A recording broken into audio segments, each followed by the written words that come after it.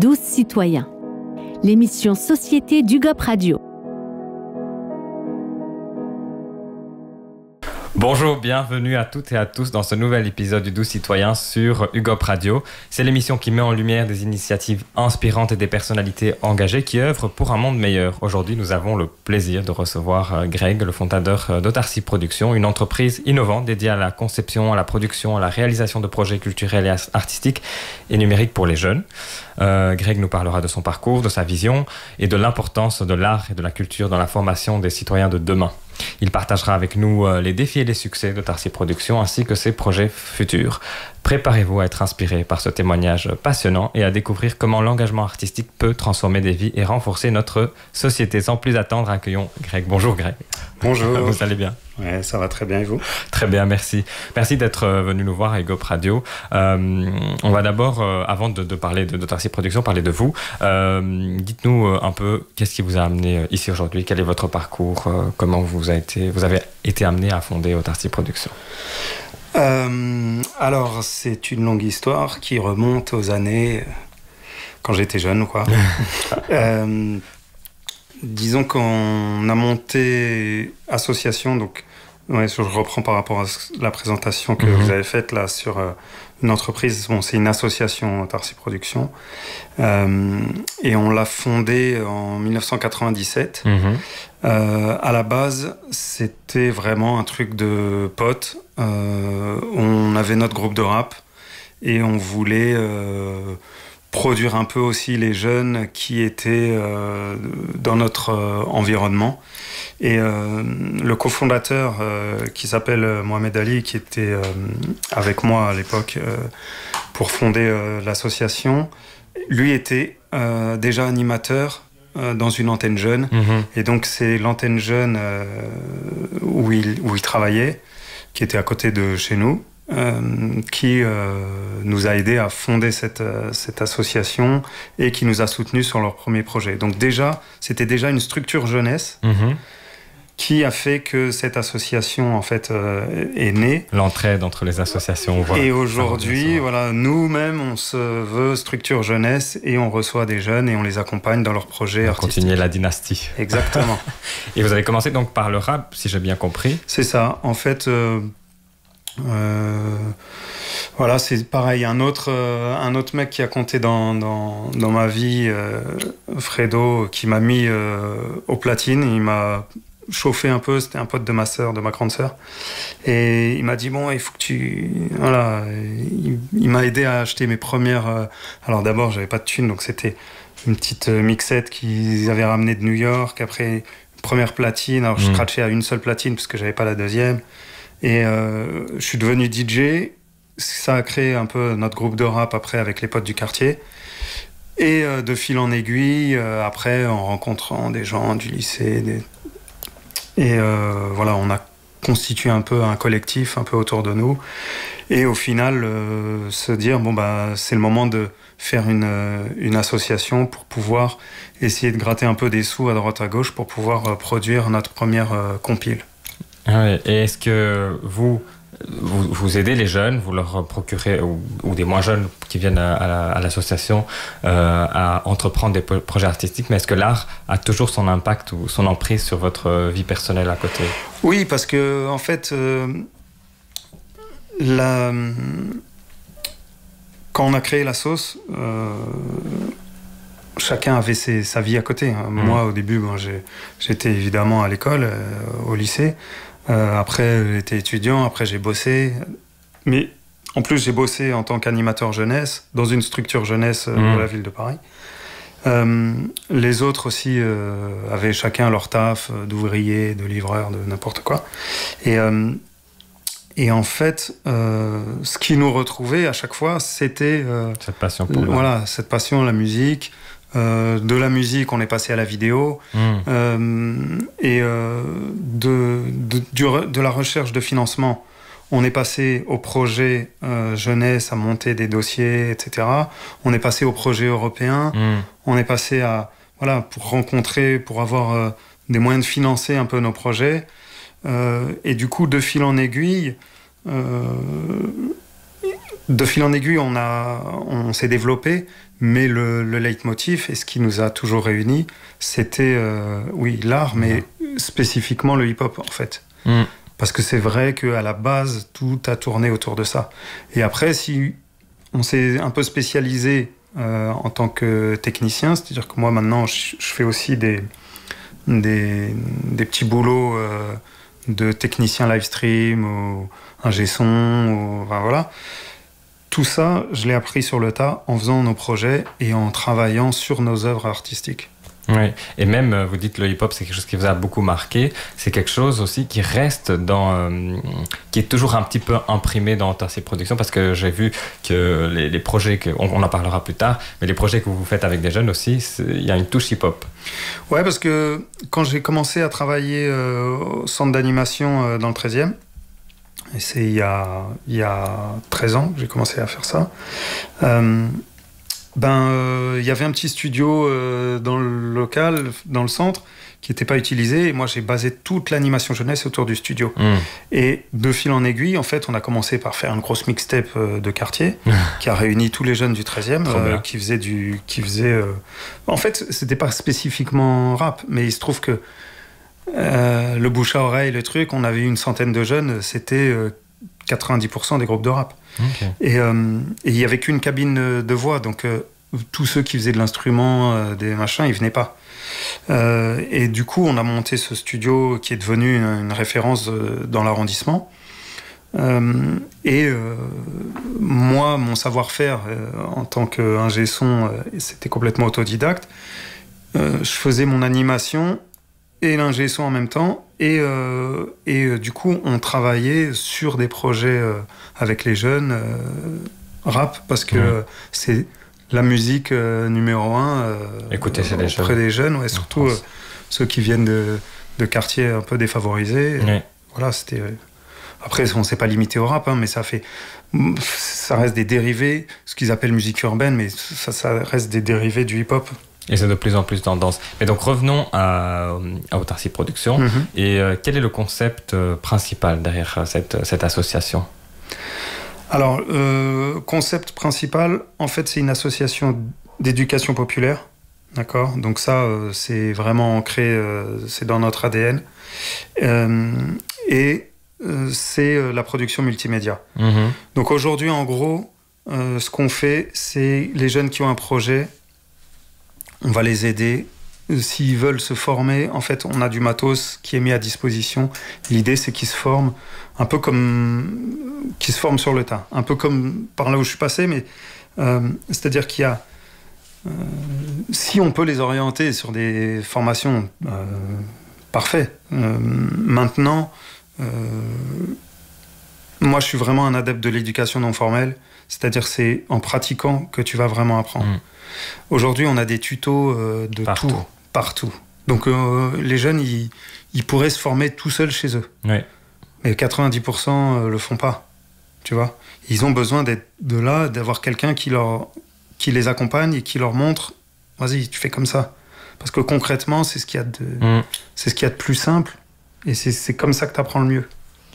J'ai vu que vous avez plusieurs modules de formation, donc vous parlez de former les jeunes, mais donc il y a plusieurs rubriques ou plusieurs filières vers lesquelles ils peuvent s'orienter. Est-ce que chez vous, ils touchent à tout et ensuite ils s'orientent, ou c'est eux qui choisissent ? Je veux faire du BandLab, je veux faire du son, je veux faire de l'image.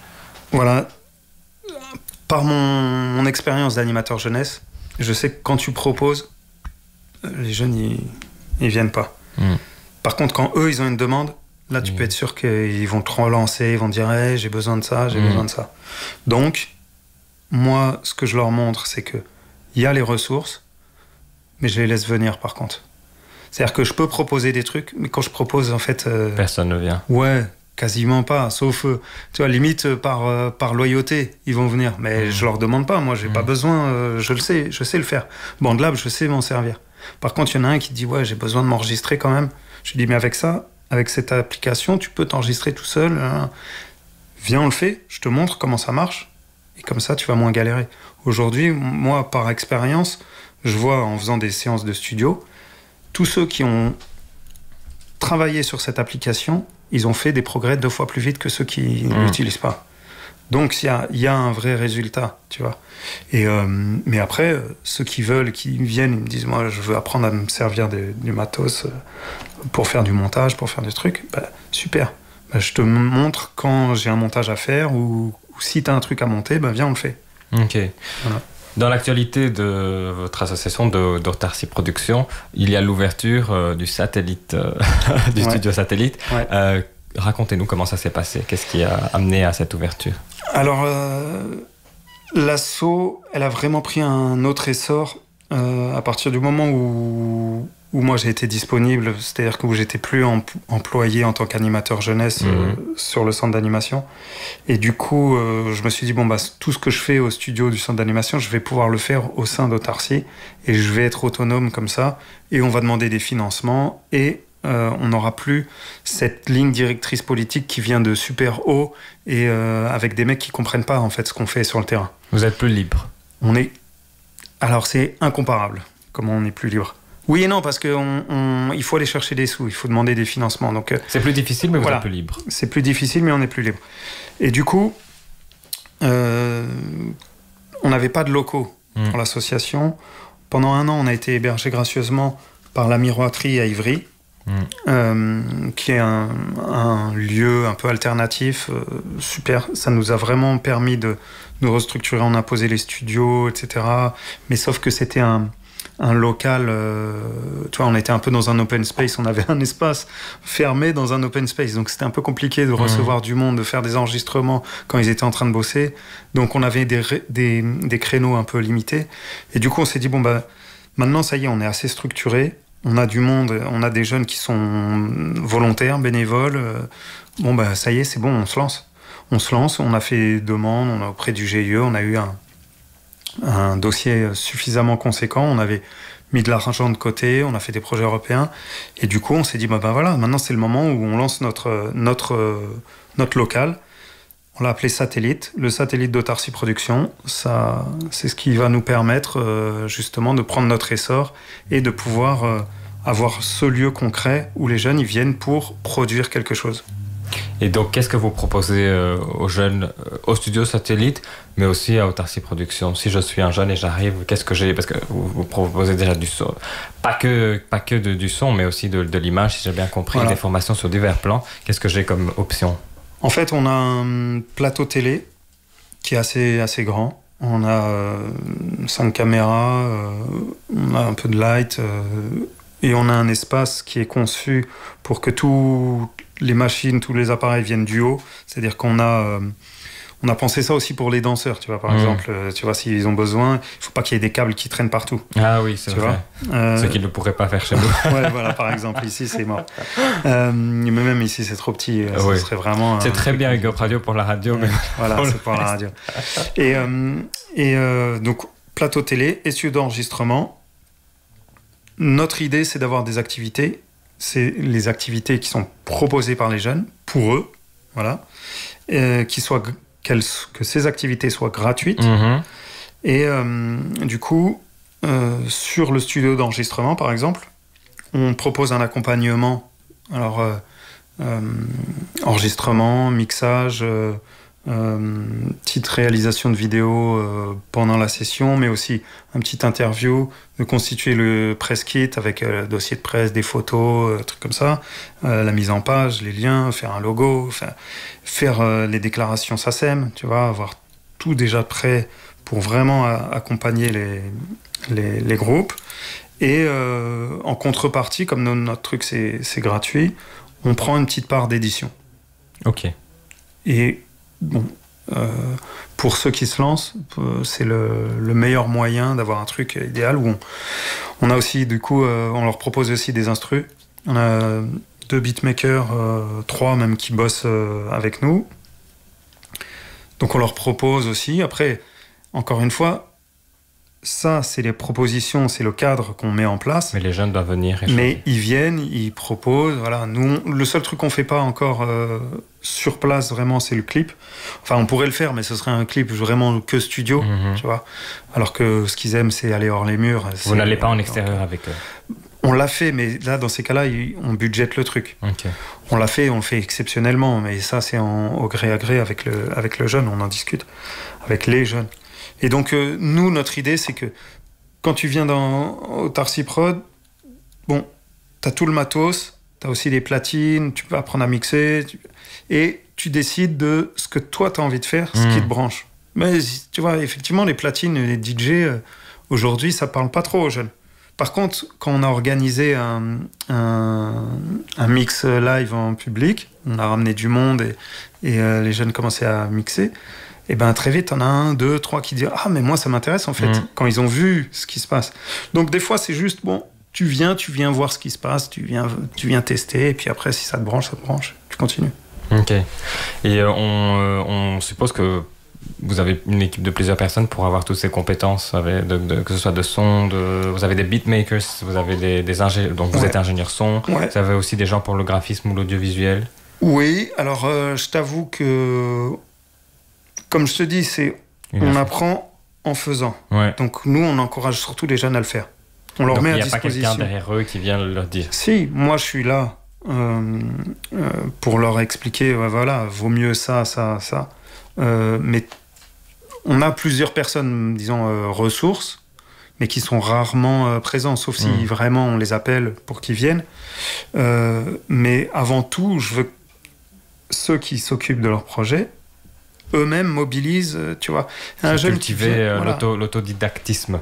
L'autodidactisme et son propre réseau. C'est-à-dire que quelqu'un qui va venir pour dire, bon, bah, voilà, moi je veux travailler sur mon projet, il a un pote ou une pote qui veut faire plus de stylisme, de trucs, bah, on l'engage à l'incorporer dans son équipe pour que, bah, quand on prend les photos, ce soit lui ou elle qui prenne ce rôle de styliste, de DA, de maquilleuse, de chef-op, voilà.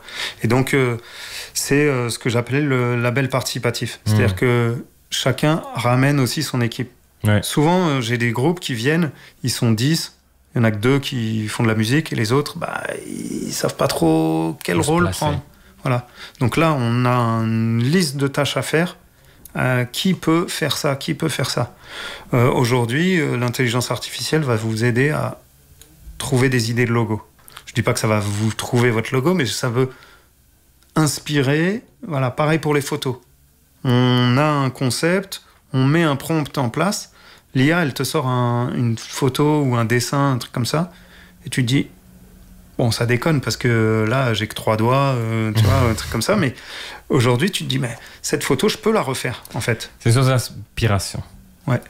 Et est-ce que, justement, pour vous, l'intelligence artificielle, là, dans ce cas-là, c'est une source d'inspiration, mais est-ce qu'à un moment, vous avez dit que ça peut être une menace? Parce que j'ai vu aussi parfois que ça faisait le travail des beatmakers, parfois ça fait le travail des graphistes. Ou est-ce que pour vous, ça reste un outil qui est très bien, mais pas forcément... Ouais, c'est... Moi, je suis partisan de ces progrès technologiques. Quand le sampler est arrivé, tous les musiciens, ils étaient là, mais c'est quoi ça? Aujourd'hui, on a créé un style de musique avec le sampler. Mais il y a toujours besoin des humains à côté. Oui, okay. Oui, en fait, parce que les machines, en fait, elles s'en foutent d'écouter de la musique. La musique, c'est pour nous. Donc, enfin, tu vois, il faudra toujours quelqu'un pour arriver à trouver un prompt. Si tu donnes le même prompt tu vois, les IA, ils vont pas aller créer plus. Elles sont pas créatives. Ouais. Elles sont pas créatives. Donc, la création, tu dois l'encadrer et tu dois la favoriser et tu dois le travailler dessus. On en vient au cœur de l'émission Doux Citoyens. En quoi vous avez vu que ces projets sont essentiels pour les jeunes, ces projets artistiques que fournit votre association? Parce que, en tant que travailleur jeunesse, tu sais, j'ai fait plein de réunions avec les mairies. Oui, il faut aider les jeunes à trouver un emploi, à trouver ceci, la santé, les structures, pour pas les laisser dans la rue et tout. Le seul truc qui sort les gens de leurs conditions, c'est quand la volonté, elle vient d'eux-mêmes. D'accord ? Le meilleur moyen de leur donner la volonté, c'est en leur donnant confiance en eux et en les valorisant. Et du coup, le meilleur moyen, tu vois, quelque part, de les valoriser, de leur donner confiance en eux, c'est de leur dire, regarde, t'arrives à créer quelque chose, t'arrives à faire quelque chose. En fait, t'es pas un loser, tu vois. La société, à l'école, tu vois, tous les jeunes qui galèrent et tout, c'est parce qu'on leur met ces barrières et ils pensent que ces barrières sont insurmontables. Ouais. Donc à partir du moment où ils arrivent à faire quelque chose de positif, de créatif et qu'ils sont fiers, eh ben c'est la première voie pour casser ces barrières. Ouais, en tout cas, on comprend très bien la ligne, votre axe, en tout cas, à Autarcie Production, cet axe d'autodidactisme. Ouais. On arrive à la fin de l'émission, mais donc j'encourage nos auditeurs et nos auditrices à aller voir les projets que vous avez déjà faits, les projets en cours, les programmes d'échange avec d'autres pays, les formations. Même si vous encouragez les gens à venir, c'est de l'éducation, c'est de la formation non formelle. Voilà. C'est-à-dire qu'ils ne repartent pas avec un diplôme, je ne suis pas agréé, Calliope. C'est des qualifications pour eux-mêmes. Voilà. Mais pour clôturer cette interview, j'aimerais bien que vous me dites un défi, un des défis dans votre parcours, un rêve et un conseil que vous donneriez à quelqu'un qui voudrait se lancer comme vous. Waouh. Les défis, c'est tous les jours. Hein. Les défis, c'est tous les jours quand on se lève. Et il faut être conscient de ça et que la vie, c'est tout le temps challenging, des défis. Et il faut pas les penser insurmontables parce que sinon, celui qui viendra après, il sera encore pire. Et donc, les défis, en fait, on les relève au quotidien. Et oui, c'est dur. Voilà, il faut se motiver, il faut y aller. Et donc, ça rejoint un peu le conseil que j'ai envie de dire. C'est-à-dire que il faut prendre les choses comme elles viennent. Et faire avec. Faire avec et pouvoir prendre conscience que en fait petit à petit on monte les marches et puis on progresse. Du coup le rêve, je t'avoue, je sais pas, je monte les marches et petit à petit on fait alors moi perso dans ma vie mon rêve c'est que mes enfants, voilà, ils soient à l'abri et que je puisse... le rêve d'un père. Voilà, ça c'est plus le rêve d'un père, le rêve de tous les pères, je crois. Sinon, moi, quand j'étais petit, je me disais, bon, il faudrait que j'arrive à être heureux. Et je pense que c'est un bon objectif, tu vois. Okay. En haut de l'escalier, c'est ça, c'est être heureux. Ouais. Très beau rêve. Voilà. C'est simple. Hein. Simple mais efficace. Voilà. Merci beaucoup, Greg. On vous souhaite d'être heureux. Je vous remercie de l'invitation. Merci d'être venu à UGOP Radio. C'était un plaisir de vous recevoir. C'était le Doux Citoyen. Merci pour votre fidélité, chers auditeurs et chères auditrices. Et à très bientôt pour une autre émission. Merci. Doux Citoyen, l'émission Société d'UGOP Radio.